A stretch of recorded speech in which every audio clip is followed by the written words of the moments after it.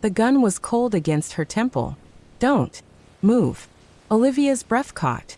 The restaurant had gone silent. That terrible, suffocating silence where everyone knows something horrific is about to happen. Put it down. That voice. Calm. Deadly. His voice. Sir, I don't think you understand. I understand perfectly. You have 3 seconds to remove that weapon from her head before I remove your hand from your body. 1 breath. 2. She's nothing to you. Wrong. The sound that followed wasn't a gunshot. It was worse. Bone-breaking. A scream cut short. Then his hand, warm, steady, closed around hers. Look at me, Olivia. Only me. She opened her eyes. Kang Seojin stood over a crumpled body, blood on his knuckles, death in his eyes.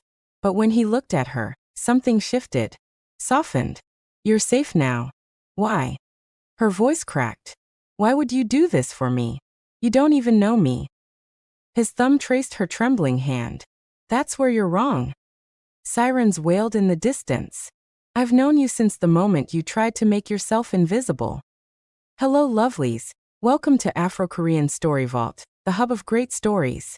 Before I tell you how a retail worker who dressed like a homeless person caught the eye of the most feared man in the city, smash that like button and subscribe, because what happens next will blow your mind. 12 hours earlier, Olivia Ken was doing everything possible to look ugly. The fluorescent lights of Harbor Outlet Mall buzzed overhead as Olivia restocked shelves with mechanical precision.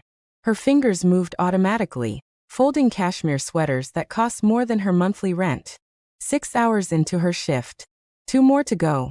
The store smelled like expensive leather, and the kind of perfume that announced wealth before words could.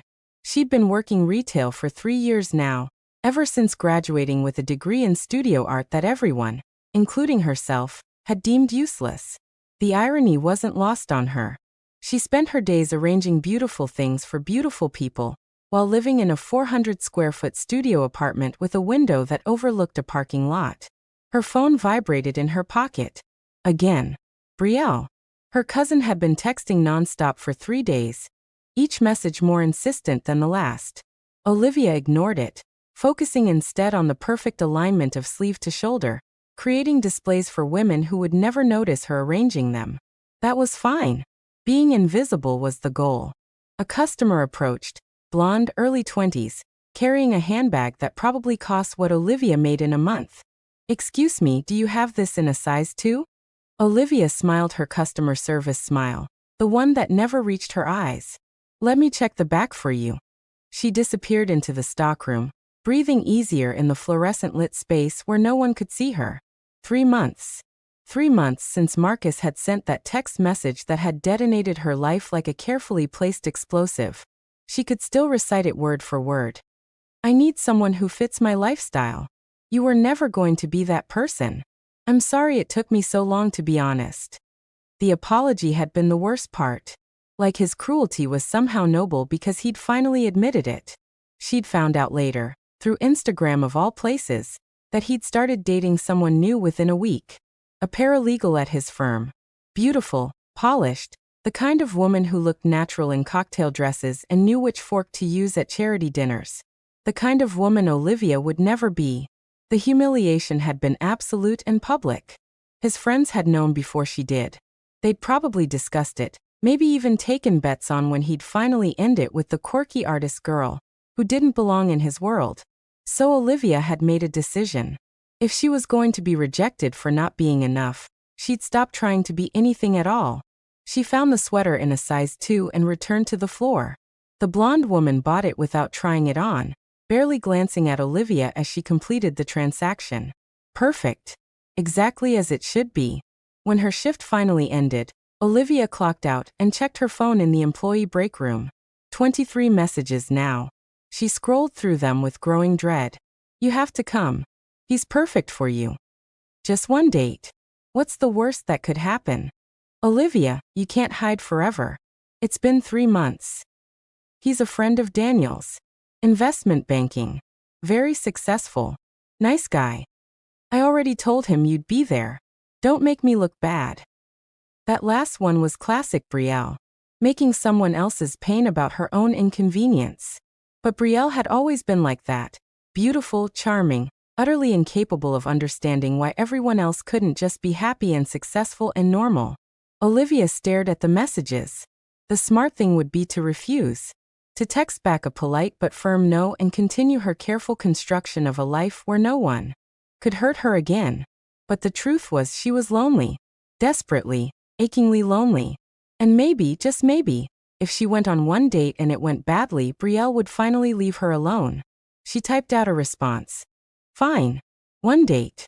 That's it. Brielle's reply was immediate and triumphant. Yes. Saturday, 8 p.m., Azure Lounge. Or something nice. Olivia stared at the message. Then she made a decision that felt like both surrender and rebellion. She would go. But on her terms. Saturday arrived with rain clouds gathering over Jade Harbor's skyline like an omen. Olivia stood in front of her bathroom mirror at 7:30, studying her reflection with clinical detachment. She'd showered but deliberately skipped the elaborate routine Brielle would have expected. No curling iron heating up on the counter. No makeup palette spread across the sink. No carefully curated outfit laid out on the bed. Instead, she assessed herself like a general planning a tactical retreat. Her hair hung damp and shapeless around her face. She pulled it into a messy ponytail without bothering to smooth the flyaways or add any product. Normally, she had nice hair, thick and dark with natural waves that could look elegant with minimal effort. Not tonight. She skipped foundation, concealer, all of it. Her skin was decent enough, but without makeup, the shadows under her eyes were more pronounced. The slight redness around her nose more visible. Good. For clothing, she chose her oldest jeans. The ones with a permanent stain on the knee from when she'd helped a friend move and knelt in something unidentifiable. An oversized gray jacket she'd bought at a thrift store. The kind that swallowed her frame and hid any hint of shape. A plain black t-shirt underneath. Scuffed boots she normally reserved for grocery runs. She looked tired. Forgettable. Aggressively ordinary. Perfect. The goal was simple. Be so unremarkable that David Park, investment banker and friend of Daniel, would lose interest within 15 minutes. She'd order something cheap, make minimal conversation, and politely decline a second date. Then she could tell Brielle she'd tried and retreat back into her safe, invisible life. The thought brought relief and a strange, bitter satisfaction. This was control. This was safety. This was making sure no one could reject her for not being enough, because she wasn't offering them anything to reject. She grabbed her keys and umbrella, rain was definitely coming, and headed out. Azure Lounge occupied the ground floor of the Meridian Tower in Jade Harbor's financial district. Olivia had walked past it 100 times on her way to various temp jobs and errand runs, but never entered. It was the kind of place where drinks cost what she made in a day, where everyone looked like they belonged in a magazine spread about successful, beautiful people living successful, beautiful lives. The kind of place Marcus would have loved. She pushed through the frosted glass doors at exactly 8 o'clock, determined to be neither early nor fashionably late. The interior was all dark wood and amber lighting, smooth jazz filtering through hidden speakers. Conversation hummed at a carefully modulated volume. Loud enough to feel alive, quiet enough to maintain intimacy. Olivia scanned the room, looking for whoever Brielle had set her up with. She didn't even know what he looked like. Brielle had sent a description. Tall, Korean, very handsome. You'll recognize him. But that could describe half the men in the lounge. Then she spotted it. The darkest corner of the space. A curved booth half hidden behind a decorative partition made of dark wood and frosted glass. Empty. Perfect. She could sit there, wait exactly 15 minutes, then text Brielle that her date never showed and leave with a clear conscience. No confrontation. No rejection. No risk. She wove through the tables, hyper-aware of the occasional glance from patrons who quickly looked away. Yes, she didn't belong here. That was the entire point. Her scuffed boots squeaked slightly on the polished floor. The hostess gave her a professionally neutral smile that didn't quite hide the assessment. Wrong place, wrong clothes, wrong everything. Olivia slid into the booth, relieved by the shadows. From here, she could see the entrance but remain relatively hidden. She pulled out her phone, already composing a message to Brielle about how she'd tried. She really had, But clearly this David guy wasn't interested enough to show up, so the music stopped. Not faded. Not transitioned to a new song. Stopped. Cut off mid-note like someone had pulled a plug. Conversation throughout the lounge died with it, dropping into absolute silence so abrupt it felt physical, like the air pressure had changed. Olivia looked up from her phone, confused and suddenly alert. Every person in the lounge was staring toward the entrance. Not casual glances or curious looks. Real stares, the kind loaded with recognition and something else. Something that looked disturbingly like fear. 3 men had entered. The 2 in front moved with predatory grace, their eyes scanning the room with professional efficiency that spoke of military training or something darker. They wore dark suits that did nothing to hide the dangerous power in their frames. Broad shoulders, narrow waists, the kind of controlled strength that came from years of discipline and probable violence. But Olivia barely registered them. Her attention locked on the man behind them. He was tall, probably 6'1" or 6'2", with the kind of presence that rewrote the geometry of a room. Korean, probably early 30s, with sharp, elegant features and eyes so dark they seemed to absorb light rather than reflect it. His suit was perfectly tailored, charcoal gray with subtle pinstripes that probably cost more than her car. His walk was unhurried, almost lazy, but carried the quiet confidence of someone who knew violence intimately and had long since stopped fearing it. Power radiated from him like heat from a furnace. Kang Seojin. Though Olivia didn't know his name yet. He moved through the lounge like he owned it. Maybe he did. People shifted in their seats, some turning away entirely, others watching with barely concealed anxiety. A waiter materialized immediately, speaking in rapid, deferential Korean, practically bowing. Seojin ignored him completely, because his gaze had found Olivia. She froze, chopsticks halfway to her mouth. Wait, she didn't have chopsticks yet. What was she thinking? His eyes locked onto hers across the room with the precision of a targeting system. For a moment that stretched and compressed time simultaneously, they simply stared at each other. She half hidden in shadow, deliberately unremarkable, dressed like she wanted to disappear. He standing in the center of the room like a king surveying his territory, surrounded by an aura of danger so palpable it was almost visible. Then he moved. Straight toward her. Olivia's heart slammed against her ribs so hard she wondered if anyone else could hear it. This couldn't be happening. Men like him didn't notice women like her. Especially when she'd gone out of her way to be unnoticeable. He must be looking at someone else. Someone behind her. Someone who actually belonged in a place like this. But his gaze never wavered. He reached her booth, and up close he was even more striking. And more dangerous. There was something in his eyes. Not cruelty exactly, but an absolute absence of softness. This was a man who made life and death decisions without flinching, who understood consequences and accepted them without regret. You chose the darkest corner, he said. His voice was smooth, touched with an accent that made each word sound deliberate and weighted. Olivia's mouth went dry. Her planned responses, all the careful deflections she'd prepared, evaporated. It was available. No. He slid into the booth across from her without asking, without hesitation, without any acknowledgement that this might be unwelcome. You chose it. His movements were fluid, controlled. He settled into the seat like he'd been sitting there his whole life, like every space he occupied immediately became his by right of presence alone. I'm waiting for someone, Olivia managed, though her voice came out smaller than she intended. Shakier. I know.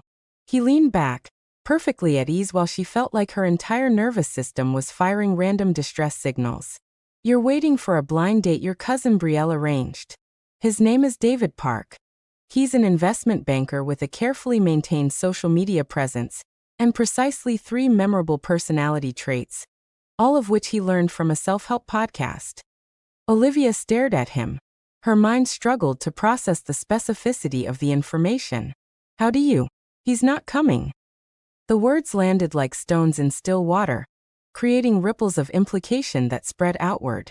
Seojin's expression didn't change, but something in the air shifted.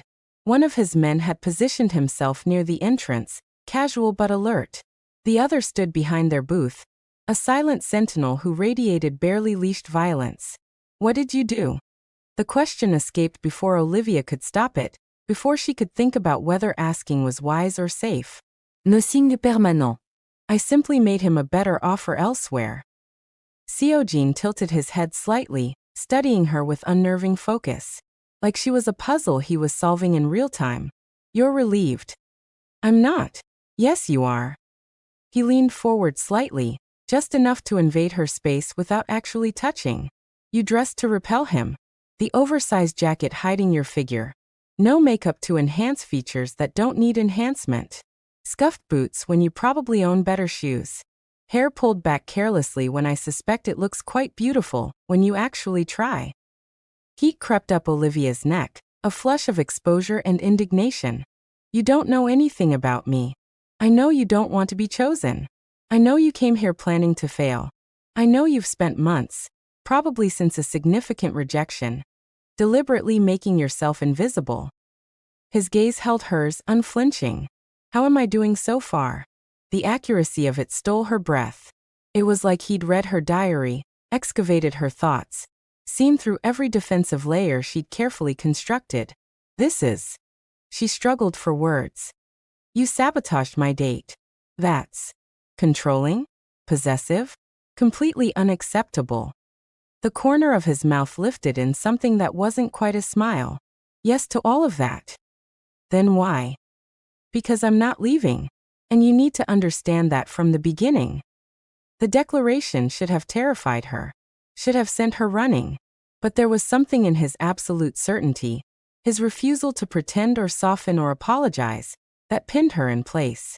I could scream, Olivia said, testing him, trying to find the edges of this situation. You could.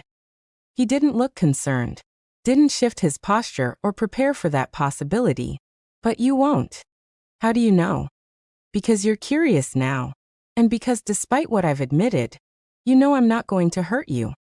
I don't know that at all. Yes, you do. He leaned back again, giving her space to breathe. You're afraid. I can see it in the way you're holding your phone. The way your breathing has changed. But you're not afraid of me specifically. You're afraid of something else. Of being seen. Of being chosen. Of what happens when someone looks past the armor you've built. Olivia's throat tightened. He was doing it again, reading her like she was written in bold print while everyone else required a microscope to notice her at all. It was invasive and intimate and absolutely terrifying. What do you want? She asked, her voice barely above a whisper. Conversation. Dinner. Your name, spoken in your own voice rather than read from a background check. You ran a background check on me? Of course. The casualness of the admission was somehow more shocking than the act itself. No apology. No justification. Just fact. This is insane, Olivia said. You're insane. This whole situation is. Yes. So why am I still sitting here? Because for the first time in months, someone is actually seeing you. Not performing for you. Not overlooking you. Seeing you. His eyes held hers with uncomfortable intensity.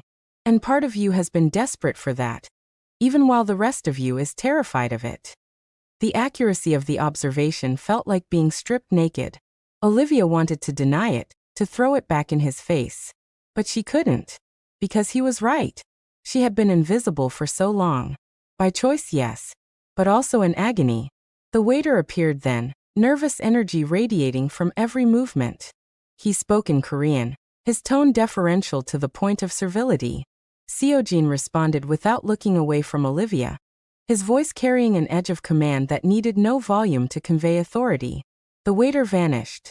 I ordered for us, Seojin said. I didn't agree to eat with you. Then tell me to leave. The challenge hung between them. Simple. Direct. Impossible. Olivia opened her mouth. The words should have been automatic. Leave. Go away. Stop this. But they wouldn't come. Because beneath the fear, beneath the screaming warning bells in her mind that this man was dangerous and this situation was wrong, something else stirred. Curiosity. Interest. A desperate, hungry part of her that had been starved for exactly this kind of attention. When was the last time someone had really looked at her? Not through her, not past her, but at her? Why me? She whispered. Of all the women in this city, beautiful women, successful women, Women who actually want to be noticed and would know what to do with someone like you. Why would you? Why? Seojin's expression softened imperceptibly, like granite showing the first hints of warmth. Because they perform. They present carefully curated versions of themselves designed to be chosen, to fit expectations, to please. You did the opposite. You chose invisibility deliberately. You rejected the game entirely. He paused, and something raw flickered across his face. I find that infinitely more interesting than beauty or success, or any of the things people typically use as currency. That's. Olivia struggled for words. That's the strangest compliment I've ever received. It's not a compliment. It's an observation. Food arrived then, small plates of beautifully arranged Korean dishes. The smells were incredible, complex and layered. Bulgogi with caramelized edges. Kimchi that looked homemade. Perfectly steamed rice. Banchan in delicate portions. The presentation was art. Olivia's stomach clenched painfully. She'd skipped lunch, planning to grab something cheap after the date ended quickly. Eat, Seojin said quietly. Not a command exactly. More like permission. Olivia picked up chopsticks with trembling fingers. The first bite of bulgogi exploded with flavor. Perfectly seasoned, the meat tender and rich. She'd eaten Korean food before, but nothing like this. This was restaurant food that tasted like someone's grandmother had spent hours perfecting it. It's good, she said unnecessarily. It should be. The chef here trained in Seoul for 15 years before I convinced him to relocate. You own this place? I own several places in Jade Harbor. This is the only one I actually visit regularly. They ate in silence for several minutes. Seojin watched her, but not oppressively. More like he was content simply to share space, to observe without demanding performance or conversation. It should have been uncomfortable. Instead, it felt strangely peaceful. Then the door burst open with explosive force. A man stumbled into the lounge, breathing hard, his suit disheveled and his tie askew. Rain dripped from his hair. His eyes were wild, panicked, scanning the room until they landed on Seojin. He froze. Then spoke rapidly in Korean, his voice pitched with barely controlled panic. The temperature in the booth seemed to drop 10 degrees. Seojin set down his chopsticks with deliberate, precise care. His expression didn't change. Not anger, not surprise, just a terrible, cold attention. The two enforcers moved simultaneously with practiced efficiency. One crossed to the entrance in 3 strides, blocking it with his body. The other positioned himself between the panicked man and the rest of the lounge, creating a human barrier. Seojin stood. Then, before Olivia could process what was happening, his hand closed around her wrist. Not painful, but absolutely firm. Inescapable. Don't run, he said softly, his eyes still on the other man. Let me go, Olivia whispered, fear spiking through her system. Not yet.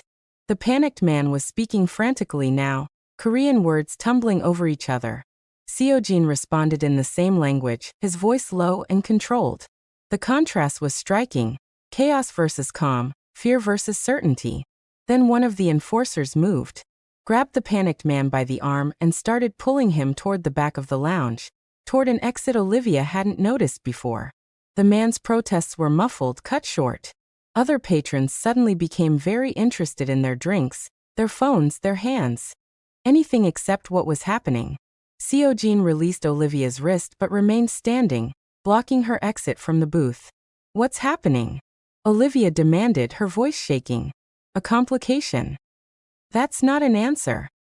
It's the only one I can give you right now. The back door closed with a solid thud. The enforcer who'd taken the man away returned a moment later, spoke quietly to Seojin in Korean. Seojin nodded once. A gesture that conveyed both understanding and instruction. Then he sat back down. Just like that. Like nothing had happened. The music resumed. Conversations picked up around them, though they sounded forced, too loud. The waiter reappeared with fresh drinks, his hands slightly unsteady as he set them down. Olivia's hands were shaking badly now. Who are you? I told you. I facilitate transactions. No. She leaned forward, anger cutting through fear like a knife through fog. Who are you really? What just happened? What's going to happen to that man? Seojin regarded her for a long moment, and she watched him make a decision. Watched it happen in real time. The calculation, the weighing of options, the choice to reveal rather than deflect.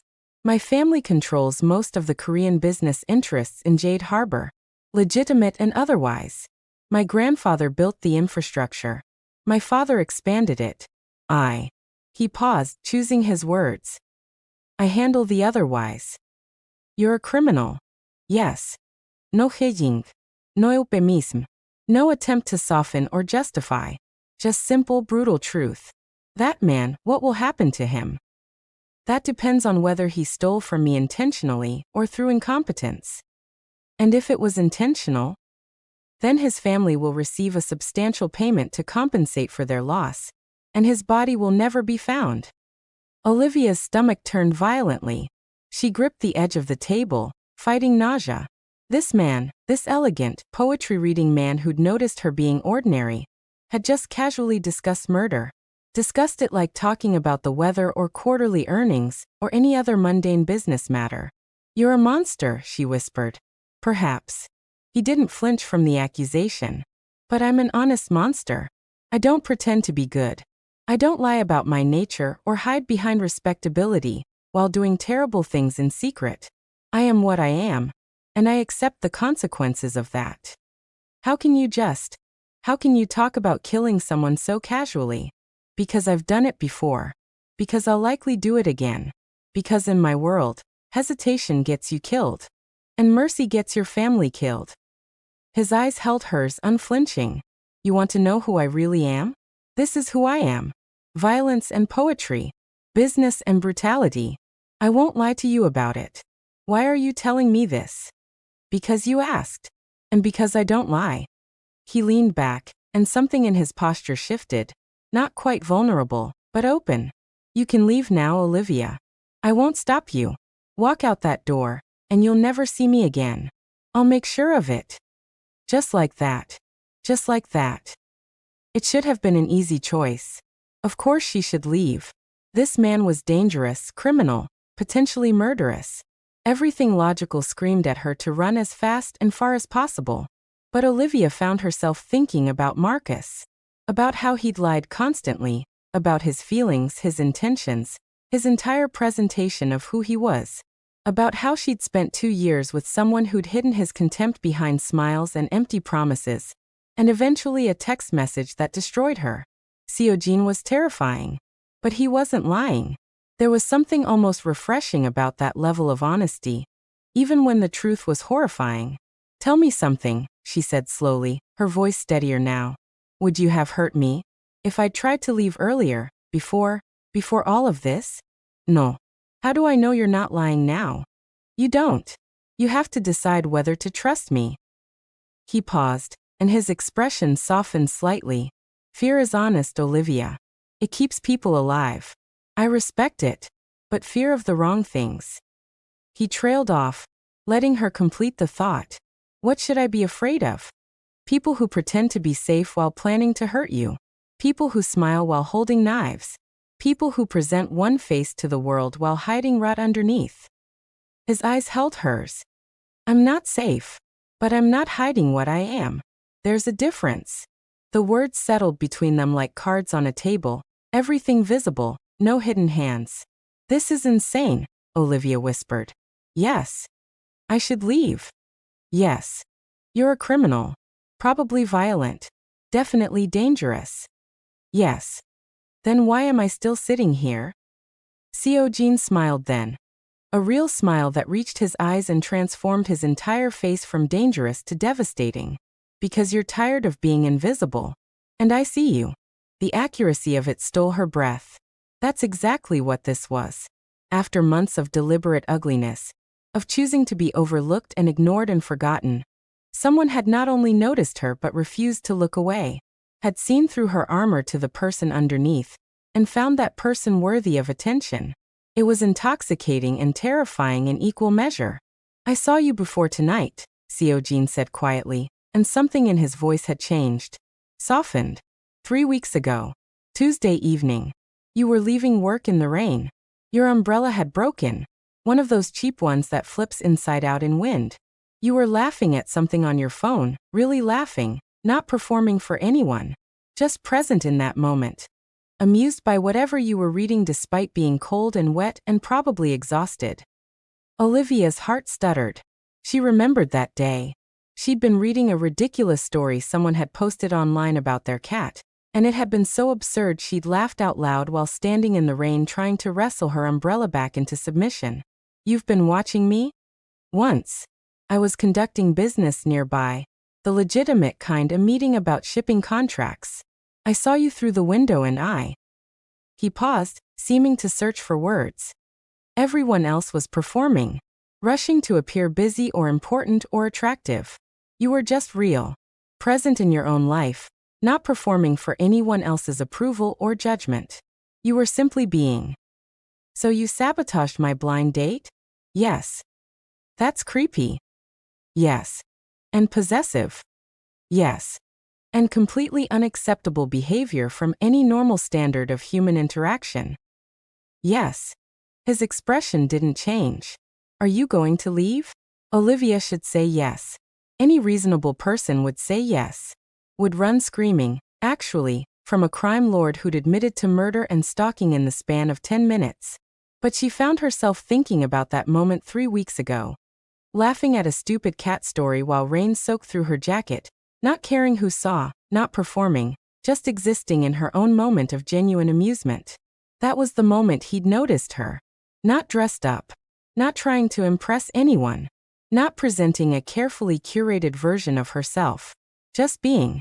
I don't understand you, she said finally. That's fair. I barely understand myself right now. And for the first time, he looked uncertain. Almost vulnerable. I've built an empire on control, Olivia. I don't do things I can't control or predict. But seeing you that day, I can't explain it. And then I learned you'd be here tonight and I couldn't. He trailed off and Olivia realized something shocking. He was nervous. This dangerous, powerful man was nervous about what she thought of him. What do you want from me? She asked. Finish dinner. Talk to me. Let me drive you home safely. That's all. That's all. For tonight. The qualification sent a shiver down her spine. Anticipation and fear tangled together. And tomorrow? I'd like to see you again. But that's your choice. I won't sabotage anything else. I won't manipulate circumstances. If you say no, I'll respect that. Will you though? Really? Yes. He said it with such certainty that she almost believed him. What I did tonight was selfish. I wanted to meet you and I made that happen through means you didn't consent to. That was wrong. I'm not apologizing for it because I'm not sorry. I'd do it again. But I understand it was wrong, and I understand you have every right to walk away from this. The self-awareness was unexpected.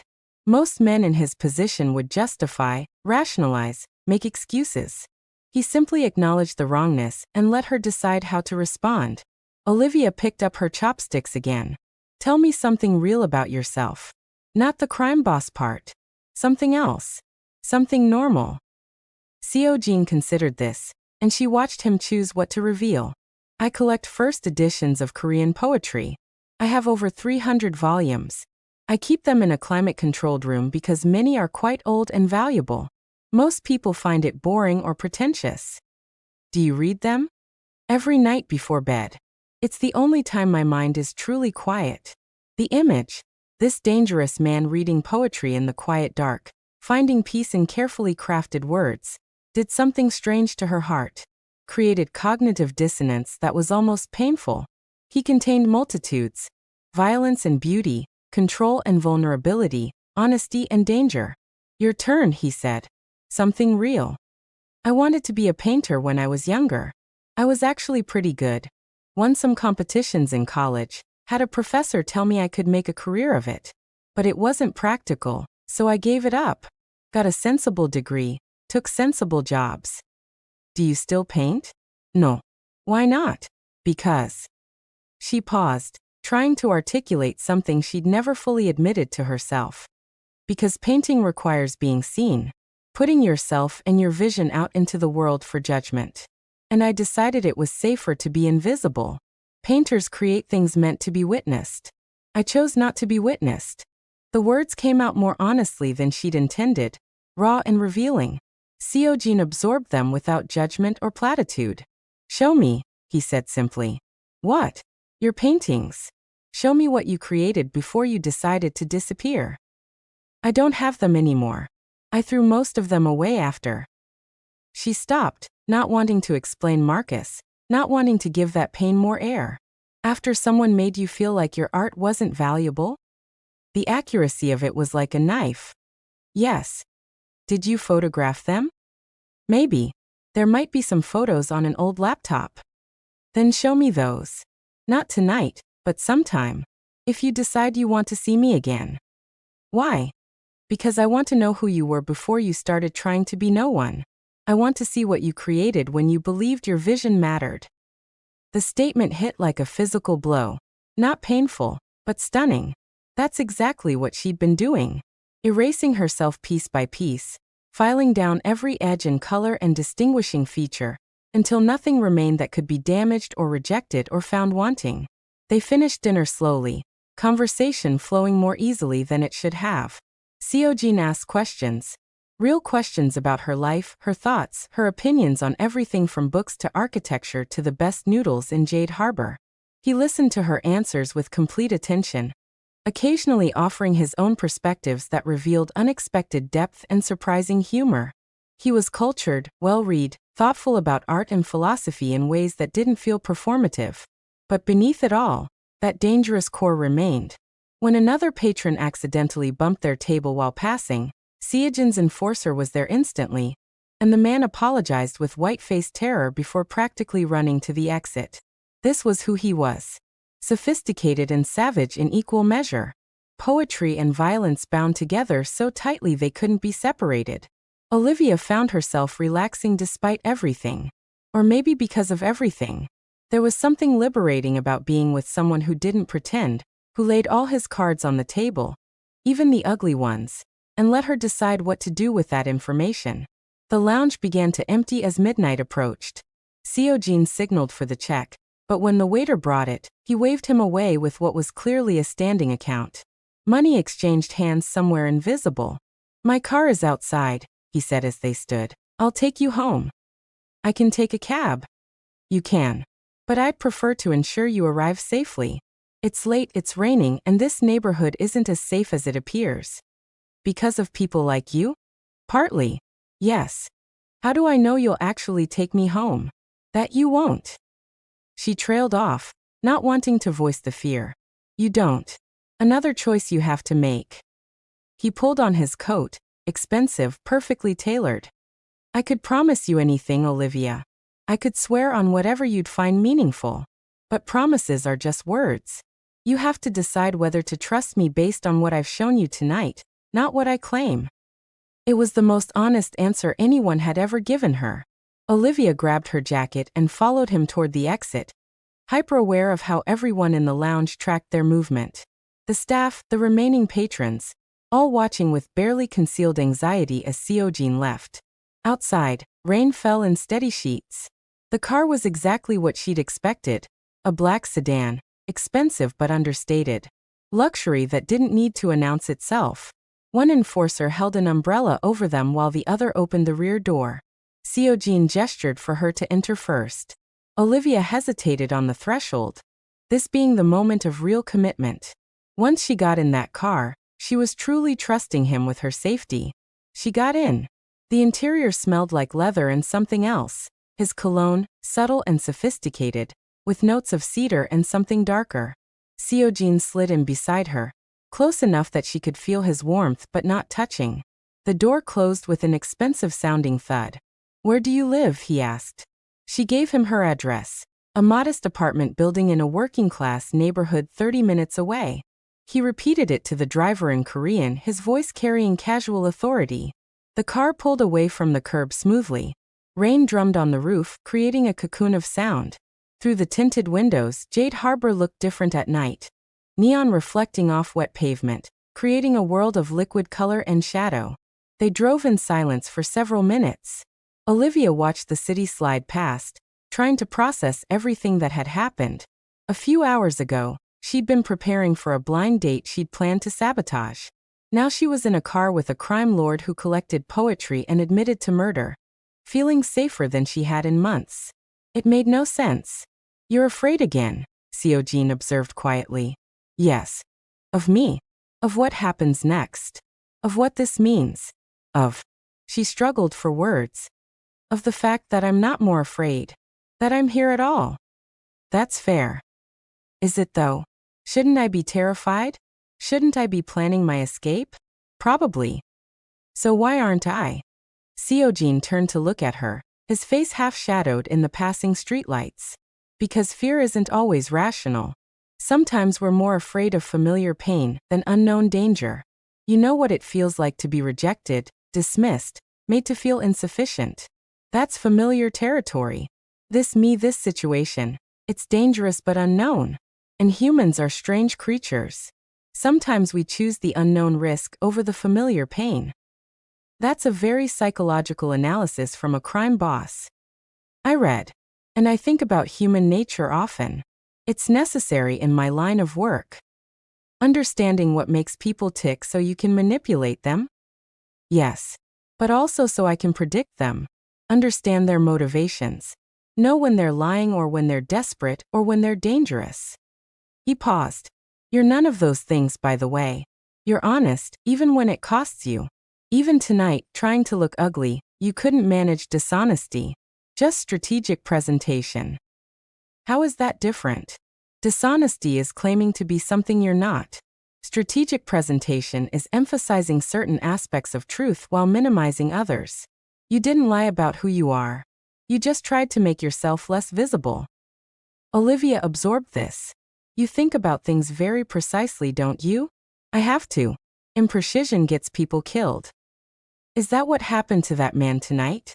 Imprecision?" "Possibly. Or betrayal.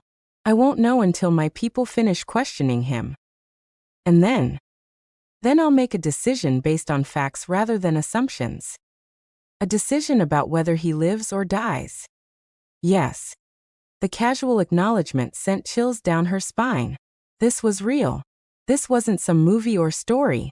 This man actually made life and death decisions, and he was sitting next to her discussing it like business metrics. "How do you live with that?" she asked quietly.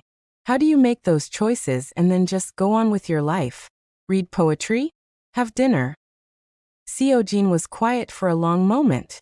When he spoke, his voice carried a weight she hadn't heard before. "I separate who I am from what I do. What I do is necessary, for my family, for our organization, for maintaining order in a world that would descend into chaos without structure. Who I am is someone who appreciates beauty and tries to find moments of peace in a violent world." He looked at her. "Does that make sense?" "Honestly, no. But I'm trying to understand. That's more than most people do. They either worship or condemn without trying to understand the complexity." "And which do you prefer? Worship or condemnation?" "Neither. I prefer honesty, even when it's uncomfortable." The car turned onto her street, and Olivia's heart sank slightly. The evening was ending. Soon she'd have to make decisions about what came next, if anything came next. "That's my building," she said, pointing to the modest structure with its faded brick and flickering exterior light. "Third floor, corner unit." The car pulled up to the entrance. Rain continued to fall, turning the world into a watercolor painting. Seojin's enforcer came around with an umbrella before Olivia could reach for the door handle. Seojin exited first, then offered his hand to help her out. His palm was warm, his grip firm but not constraining. They stood under the umbrella together, close enough that she could feel his presence like heat from a fire. The enforcer held the umbrella over them, becoming invisible through professional discretion.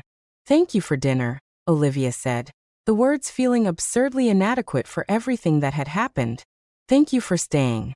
For not running when you had every reason to." "I still might. Tomorrow, when I've had time to think clearly, I might realize this was all insane and block your number and try to forget tonight happened." "That would be the smart choice." "Would you accept it? If I made that choice?" "Yes." He said it simply, but she saw the truth in his eyes. He would respect her decision, even if it cost him something he wanted. But I hope you don't. Why me, Seojin? Really? I need to understand. He was quiet for a moment, rain drumming on the umbrella above them.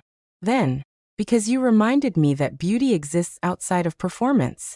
That authenticity is rarer than any treasure I've ever acquired. That there are people who still choose to be real in a world that rewards pretense. His eyes held hers. You were laughing in the rain, Olivia. Alone, cold, wet, probably exhausted from a long day at a job you don't love. And you were genuinely amused by something small and meaningless. That's precious. And I wanted to know the person who could still find joy in tiny moments despite everything. The words settled around her heart like snow, soft and accumulating. This dangerous man saw her, really saw her, in ways no one else ever had. I need to think, she whispered. Of course. About all of this. About what it means. About whether I'm brave enough or stupid enough to see where this goes. Take all the time you need. She started toward her building, then stopped and turned back. The man from tonight. The one who interrupted dinner. Yes. If he made a mistake, if it was incompetence rather than betrayal, will you show mercy? Seojin regarded her steadily. Why do you ask? Because I need to know if there's mercy in you. If you're capable of choosing not to hurt someone when you have the power to do so. He considered this. If it was incompetence, he'll be demoted and relocated. He'll lose status and money but keep his life. If it was betrayal, there are no second chances. Does that answer your question? It tells me you have principles, even if I don't fully understand them. That's fair. Olivia took a breath. One more question. Anything. When you saw me that day in the rain, did you plan this? All of it. The sabotage date, the dinner, all of it? No. I noticed you, couldn't stop thinking about you. And then Brielle mentioned to someone in my organization that she was setting you up on a date. The opportunity presented itself. I took it. He paused. I'm not apologizing for that. But I am being honest about it. I appreciate the honesty, even when it's uncomfortable. That's all I can offer you, Olivia. Complete honesty. No games, no pretense, no performance. Just the truth of who I am. Beautiful and ugly, dangerous and tender, all of it. She nodded slowly, then walked to her building's entrance. At the door, she turned back one last time. The car was still there. Through the rain-streaked window, she could barely make out Seojin's silhouette. Watching, waiting to make sure she got inside safely. She raised her hand in a small wave. A moment later, he returned it, a gesture so normal and sweet it was jarring coming from someone so dangerous. The car pulled away, disappearing into the rain-soaked night. Olivia climbed the stairs to her apartment in a daze, her mind spinning through everything that had happened. Inside, she locked the door and leaned against it, her heart still racing. What had just happened? She'd gone on a blind date, determined to be overlooked. Instead, she'd spent 4 hours with the most dangerous man. In Jade Harbor. A man who'd admitted to criminal activity, possibly murder. A man who'd sabotaged her date and orchestrated their meeting. A man who collected poetry and noticed her being ordinary, and saw through every defensive layer she'd built. A man who'd given her complete honesty, even when that honesty revealed darkness. Her phone buzzed. A text from an unknown number. I know you need time. When you're ready, if you're ready, call this number. Whatever you decide. Thank you for tonight. For staying. For listening. For being exactly who you are. S. Olivia stared at the message for a long time. She should delete it. Block the number. Pretend this night was a strange dream, and forget it ever happened. Instead, she saved it to her contacts under Seojin. Then she walked to her closet, and pulled out the box she'd shoved in the back 3 months ago when Marcus had destroyed her. The one containing her old laptop. The one with all her painting photos that she'd been too heartbroken to look at. Her fingers trembled as she powered it on, waiting through the agonizingly slow boot sequence. The desktop loaded, and there was the folder. Art 2019 to 2024. She clicked it open. Hundreds of files. Photos of paintings she created over years of passionate, foolish dedication to something impractical and beautiful and completely her own. Landscapes that captured light like liquid gold. The way sun moved through trees in early morning. Portraits that revealed the subject's interior life through subtle expressions and careful color choices. Abstract pieces that translated emotion into form. Grief in shades of blue, joy in explosive yellows, loneliness in vast empty spaces punctuated by small, precious details. They were good. Better than good. They were honest and skilled and full of the vision she'd had before fear convinced her to erase herself. She'd forgotten that. Had forced herself to forget, to make the erasure easier. Tears blurred her vision as she scrolled through the images. This was who she'd been. Someone who created beauty. Someone who believed her vision mattered enough to share it. When had she stopped being that person?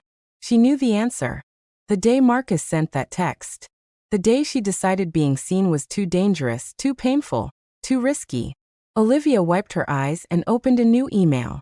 She attached 3 of her favorite pieces, a landscape of Jade Harbor at sunrise, a portrait of her grandmother that captured decades of life in careful brushstrokes, and an abstract piece she'd called Becoming, that showed fragments assembling into wholeness.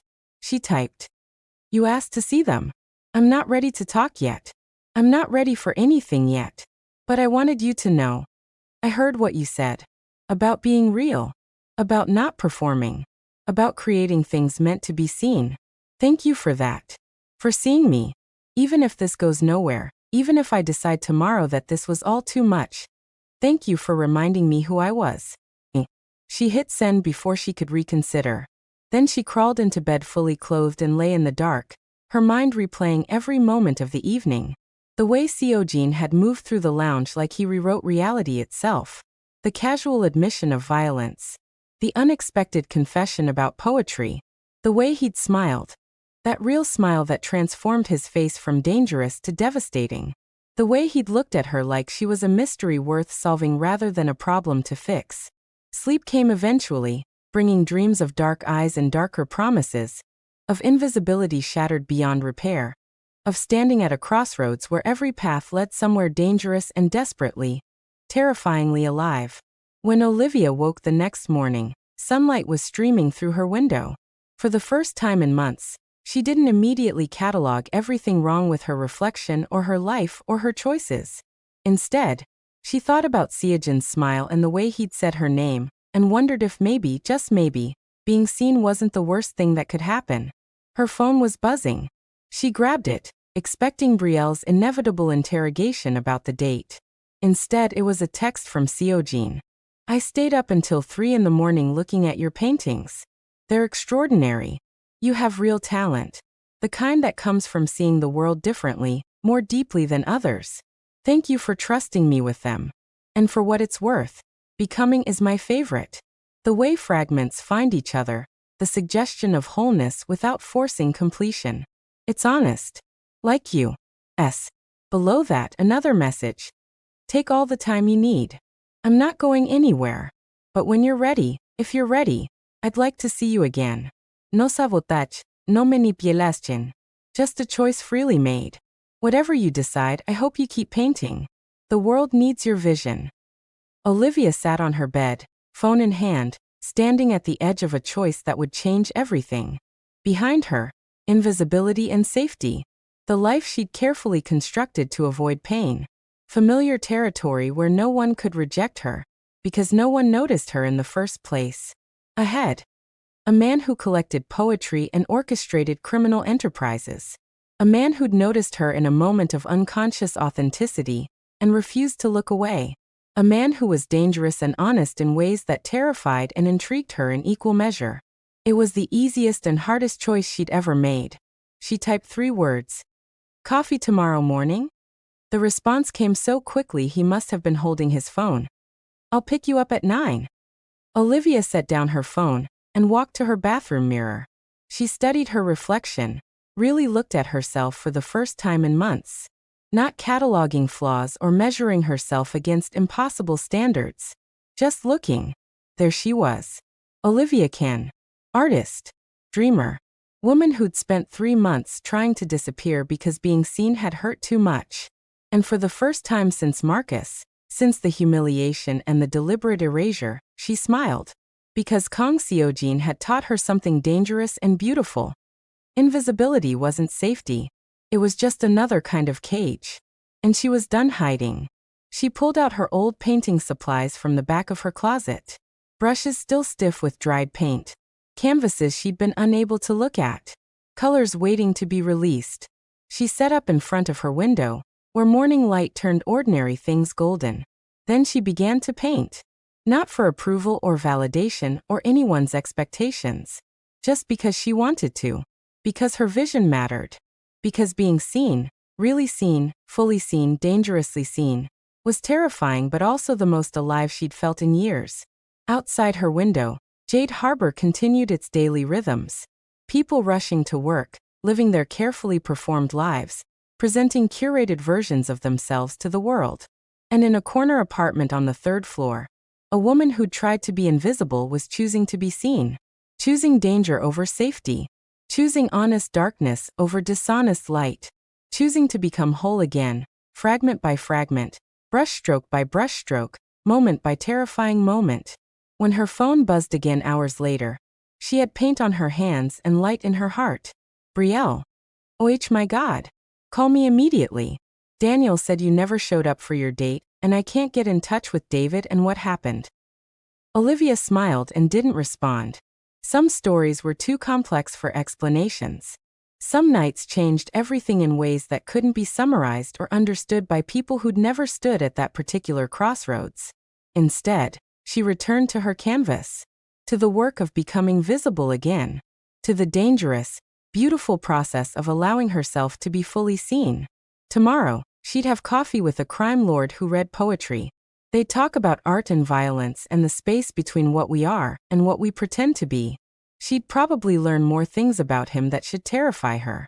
He'd probably continue being honest in ways that were uncomfortable and compelling. And she'd probably fall deeper into whatever this was, this strange, dangerous thing between them that felt like collision and recognition all at once. But today, she was painting. Creating beauty again. Trusting her vision again. Being exactly who she was without apology or performance or strategic invisibility. That night, Olivia Ken learned something dangerous. When a man like Kang Seojin notices you, really sees you, past all your defenses and careful erasures, he doesn't forget. He doesn't lose interest. He doesn't move on to someone easier or more convenient. And the hardest part isn't escaping him. It's deciding whether you want to. Whether you're brave enough to let someone see all of you. The beautiful and ugly, the talented and broken, the fragments that haven't yet assembled into wholeness. Whether you're ready to stop performing or hiding and simply be. Olivia wasn't sure she was ready, but she was going to find out. Because being invisible was safe. But being seen, really truly dangerously seen, was how you knew you were alive. Hello lovelies. Welcome to Afro-Korean Story Vault, the hub of great stories. So what do you think happens next? Will Olivia survive Seojin's dangerous world? Can love bloom between an artist trying to be invisible and a crime lord who sees everything? Drop your predictions in the comments below. And don't forget to hit that subscribe button and turn on notifications so you don't miss the next chapter of their story. What would you do if the most dangerous person in the city decided you were worth risking everything for? Let me know in the comments. Thanks for watching, and I'll see you in the next one.